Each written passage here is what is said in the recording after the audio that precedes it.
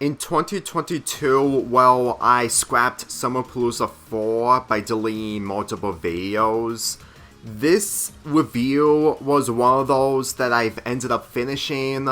to the point that deleting it made me really regretful. Believe me when I say this, I really had mixed thoughts on why I deleted my videos back in 2022 to begin with. But at the same time, 2022 was literally me changing things around, not to mention that I wasn't really in a summer mood during that year in comparison to the previous years and a little bit in 2023. And since I've scrapped Valentine's Half Month 6 this month and may do it next year, it gave me inspiration on returning to my old video projects, which is Victorious the Slap Fight review. In all honesty, this is one of the best things that came out when it comes to remaking this schedule, but at the same time, my opinions towards this episode haven't changed, mainly the fact that this is the final production episode of Victorious, mainly the final episode that was produced. In this episode, Tori's assignment is that she needs to make a short film in class, but then she witnessed that Trina has almost 1,000 followers, which makes her extremely jealous. Usually I would have understand that on her jealousy, but the thing is, the characters in this show that are going against each other when it comes to followers is mainly taking place at a website at one school. Just because it's called Hollywood Arts doesn't automatically mean that it's better in comparison to Twitter or this universe equivalent of Twitter. Because when Tori's gang gets into this whole obsession and getting more followers, this episode literally falls flat. Now, I understand what they're trying to do. This is mainly people being obsessive with gain followers, and I can relate to that. I can understand what they're trying to do. However, Tori's gains motivations on gaining followers when they just don't even understand the bigger picture on how Trina got more followers, despite the fact that they had an episode on how Trina got into Hollywood Arts. It really makes this entire episode more ludicrous and not in a good way than funny altogether. As far as I'm concerned, whenever I see the other characters trying so hard to get followers, all because of Tori's sister having close to 1,000 followers, then in all honesty, it really feels like the most randomness and most out of place, out of character thing to be exact, for Tori's game to do. I'm being really honest with you that the message of what this episode is establishing does work, but at the same time, for how it's executed, when it comes to these characters doing over something that they should think a lot more smartly, then it really makes me think that the episode centering around how Trina got in, honestly not worth thinking about, and mainly there for comedy. And trust me when I say this, just because this show, along with other Dan Schneider shows, are trying to do multiple jokes, keep in mind, this is towards the end of Victorious when iCarly came to an end 2 months ago. Yeah, the months that Victorious ran while iCarly came to an end wasn't really good. I mean, there may be a couple of good episodes or decent one at that, but when it comes to this episode, with it being the final produced Victorious episode, it makes me think that this is the final episode of Victorious rather than Victoria Yes, because Victoria Yes doesn't really feel like a final episode to the point that it just really feels like it's just a gimmick for characters to say yes in situations that really makes it too hard to be funny, but at the same time, in comparison to this episode, it really feels like that they're just going through the motions. Believe me when I say this, is that the emotions in this episode are difficult to go adjustment to, because in all honesty, they're really not even trying to make this plot work with the execution being poor and weak as it is. Now look, I understand that Trina doesn't have 1,000 followers since that Singen hacked the Slap website, but the thing is, it really made me think that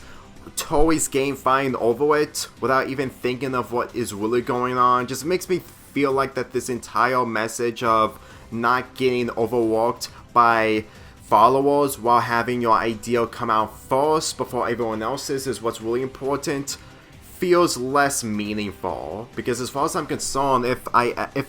this episode actually showcased Trina a lot more rather than 2 clips, mainly from this and the clip where she teaches Singen how to jump rope, then in all honesty, it really makes me feel like that every single character isn't doing much and not thinking of what's really going on. Because in Cell Block, I can totally understand that they're overreactive when it comes to not having technology. Like, that message in that episode actually works when it comes to how technology has changed the world when it comes to cell phones. And in all honesty, if this episode is trying to establish on what it's like on having fame and all that, then with Toei, after the many accomplishments that she did when it comes to performing songs on different locations, would get at least more than 1,000 followers elsewhere than her sisters, and not overreactive on the fact that her sister has more followers than hers on a school website. Because to tell you the truth, the fact that in Toei Goes Platinum really showcased that Toei performed in front of a live audience that was probably the biggest big break that she has or breakthrough, then I'm not buying on the fact that she isn't famous during this point. Because in all honesty, she's always famous. And to be real, iCarly did this much more better in its episodes, especially from the season 1 episode, I Want More Viewers. Because all I see here was that this is basically iCarly Light, which is somewhat saying much considering most of the characters act the same way as the iCarly characters. And believe me when I say this, whenever I see Toei, when it comes to drinking something for the sake of gaining followers before anyone else, I just don't take her character seriously as much as other episodes. So let's get into Singen, who was the person who was responsible on hacking the Slap website in order to give Trina 1,000 followers. In my old review, I stated that most of everything that happened was mostly Sinjin's fault, and to tell you the truth, I still stand by that statement. In all honesty, he didn't mean to cause Toei's gang to fight, but at the same time, doesn't he understand that at this point, none of the girl characters want to hang out with him? I mean, I understand that he has feelings, and we're gonna get to his scene towards Toei's gang soon, but as far as I'm concerned, it just really feels like that this entire episode is trying to showcase that Singen is a character of his own, but at the same time, he mostly caused most of the problems involving the Slap fight itself. Just to be clear, I don't hate Singen, and he's not one of the worst characters of Victorious. In times, he's likable, and he does have some moments, but when it comes to this episode alone, it really feels like that with him causing most of these problems and mostly blaming on Toei's gang on the fact that they're a lot more famous than he is. In all honesty, if he didn't cause any of this, then I would say that his statement towards the end would have made more sense. Because as far as I'm concerned, they instantly tried to give Singen a moment in order to do poorly executed writing when it comes to the plot of the main characters fighting each other over followers on an in-universe Twitter that is mostly exclusive towards the school that they're going to. The real world and the internet are completely different. Obviously, it makes sense that what Toei stated on she would rather be with her friends, mainly her gang, rather than the strangers that follow her. Even though that those strangers are mainly from school, which honestly makes her statement difficult to believe, and mostly poorly worded. And when it comes to Singen just telling the toy gang to be ashamed, well, not really being ashamed, but feel ashamed for what they're causing, at the same time, it was still mostly his fault for causing most of the problems involving Toei's gang fighting each other over followers. Like, even though that I'm fully aware that it would have been much more better if he didn't cause most of the problems, at the same time, it really feels like that this episode doesn't want us to shame Singen in some other capacity, all because that he isn't talented like Toei in the others. He's still not thinking for himself, because as far as I'm concerned, in comparison to Quake and Eric, who encountered girls who wants to hang out with them, ended up having more character than Singen, and that's mainly the fact that they actually have personalities on focusing on what's really going on, and they're mostly friends with each other. And I understand that Singen may have friends, but it really feels like that whenever Singen is just trying to find strategies on being with characters like Trina and Jade, it really feels like that he's not thinking for himself and just not understanding what's really happening. And the ending of this episode, well, Trina figures out that Singen wants to marry her. She just says, "I'm done with this." Honestly, the moment of Trina getting the last words on breaking the fourth wall is supposed to be humorous in some of the capacity when it comes to out of context, but with this being in context, no, I'm sorry, but I just don't find this funny, and it just makes me think that Singen is still not thinking for himself. As for Toei's Gain's short film that they ended up making in less than 20 hours, I understand that the cliche is that a group of characters or one character needs to put up a project in such a short amount of time, but then you ended up embarrassing yourself in front of your students, that your film is so terrible that it's the worst out of the entire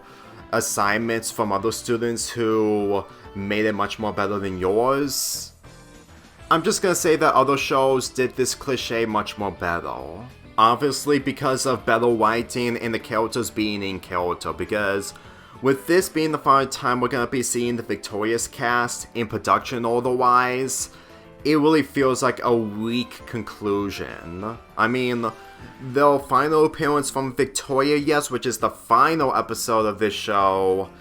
was a lot more better, mainly the fact that it actually feels like they actually try to make it humorous as possible. Granted, that episode didn't really feel like a final episode to me, but at the same time, it at least tried. To be honest, if this show ended up continuing rather than having one season of Sam and Cat, then I'm pretty sure it won't be able to work, considering that even if it may have a conclusion,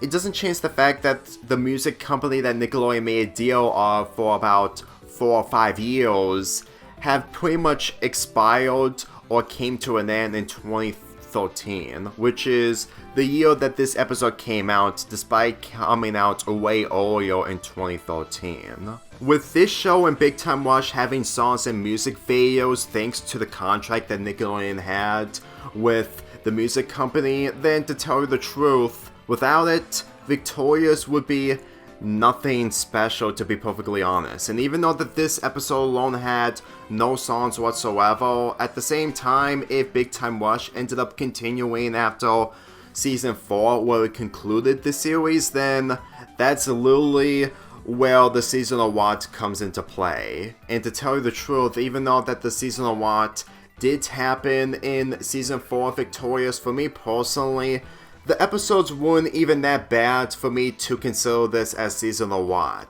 When it came to Season 5, I can guarantee you that if it did happen, the Season Award would definitely come into play. But at this point, I don't want to get into more detail onto that, because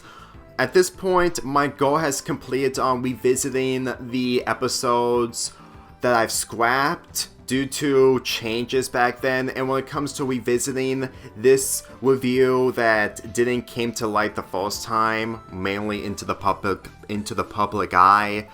It's honestly made me thankful, and to tell you the truth, I actually felt like that this episode really needs to be discussed from my perspective. Because back then, I mostly regretted for deleting it, and with me making this review, it honestly made me satisfied a bit.